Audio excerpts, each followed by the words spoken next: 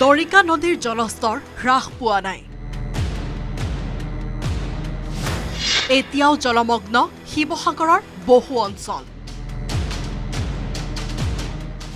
নেপালী খুঁটিত পানী শুকাইছে, কিন্তু পৰিস্থিতি অবৰ্ণনীয়। 17 দিনে পানীৰ তলত টিয়কৰ দুটাকৈ অঞ্চল। জলপ্ৰলয়ৰ বিভীষিকাৰ কেতিয়া অন্ত পৰিব সেয়া অনুমান কৰা কঠিন। শিৱসাগৰ, চৰাইদেউৰ বিভিন্ন প্ৰান্তত পানী শুকাইছে, কিন্তু এতিয়া পলসৰ বাবে দুশ্চিন্তাত পৰিছে বানাক্ৰান্ত। জলপ্ৰলয়ৰ বাবে হেৰুৱালে ঘৰ, প্ৰয়োজনীয় সামগ্ৰী। এক প্ৰকাৰ দিশহাৰা বন্যাৰ্ত। দৰিকা নদীৰ পানী আজিও বিপদসীমাৰ ওপৰেৰে বৈ থকাত শিৱসাগৰৰ বহু অঞ্চল প্লাবিত হৈয়ে আছে।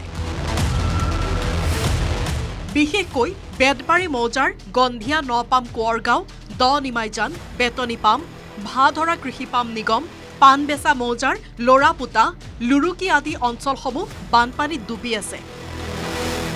আনহাতে এই ঠাইসমূহলৈ কঠীয়া যোগান ধৰিলেও এইবাৰ যে ৰোপণ কৰিব নোৱাৰিব সেয়া নিশ্চিত। এনে পৰিস্থিতিত অধিক উদ্বিগ্ন হৈ পৰিছে কৃষক ৰাইজ। ধানৰ প্ৰায় ডুব গৈছে, পানীৰ তলত গ'ল। অকল ওপৰৰ ধানখিনিহে বাচিছে, তলৰখিনিতো এতিয়া কঠীয়া জগিলেগৈ ধৰক। পুখুৰী ফিচাৰী মাছ আছিলে বহুত, সেই মাছখিনি ওলাই গ'ল ধৰক। তাৰপিছত কুকুৰা অলপ আছিলে, কুকুৰাও সেইবোৰ মৰিলে। হাঁহকেইটাতো বেছি এতিয়া নাপাত্তাই হ'ল, ক'ত গ'ল। সোণাৰীত ক্ৰমাৎ উন্নত হৈছে বান পৰিস্থিতি।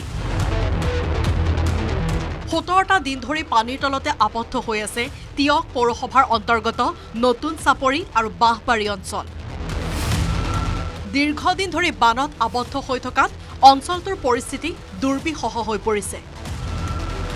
বানৰ বাবে পৰ্যাপ্ত খাদ্য সামগ্ৰীৰ অভাৱত তীব্ৰ সংকটৰ সৃষ্টি হৈছে।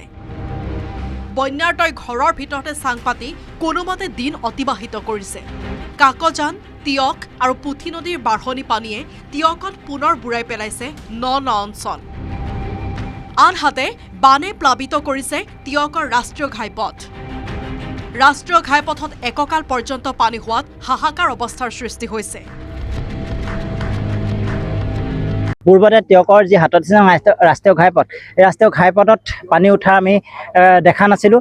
আমি যেতিয়া টিয়কৰ যে ৰাষ্ট্ৰীয় ঘাইপথ 4 লেনযুক্ত ৰাষ্ট্ৰীয় ঘাইপথলৈ সম্প্ৰসাৰণ কৰা হ'ল, সেই সম্প্ৰসাৰণ কৰাৰ সময়ত বিভিন্ন নিৰ্মাণকাৰী সংস্থা আছিল। সেই নিৰ্মাণকাৰী সংস্থাবোৰক আমি টিয়কৰ যিসমূহ অঞ্চল আছিল, সেই অঞ্চলসমূহৰ ওপৰত তেওঁলোকক আমি দৃষ্টি নিক্ষেপ কৰাইছিলোঁ, কিন্তু তেওঁলোকে নিজৰ মৰ্মতাৰে এই কামসমূহ তেওঁলোকে সম্পাদন কৰি গ'ল।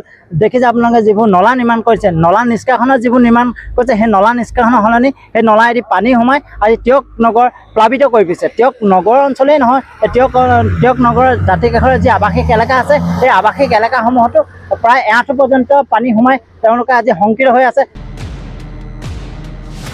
বান বিধ্বস্ত মৰিয়নিৰ চেলেংহাট চাহ বাগিচাৰ চুমনি পথাৰত বৃহস্পতিবাৰে উপস্থিত হয় মন্ত্ৰী ৰামেশ্বৰ তেলী। প্ৰলয়ংকৰী বানত গৃহহীন হোৱা 25টাকৈ পৰিয়ালক কিছু সকাহ দিয়াৰ উদ্দেশ্যে মন্ত্ৰীগৰাকীয়ে তেওঁলোকৰ মাজত খাদ্য সামগ্ৰী বিতৰণ কৰে। প্ৰায় 30খন চাহ বাগিচা ইতিমধ্যে এই বানত ইতিমধ্যে আক্ৰান্ত হৈছে, ক্ষতিগ্ৰস্ত হৈছে।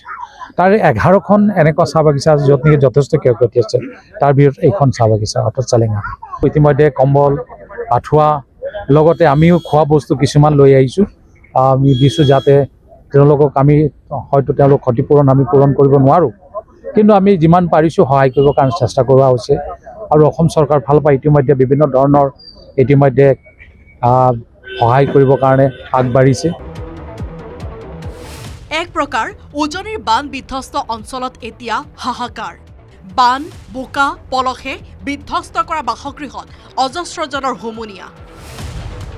এই বিভীষিকাৰ পৰা কেতিয়া জনতাই মুক্তি লাভ কৰে সেয়া সময়ৰ হাতত।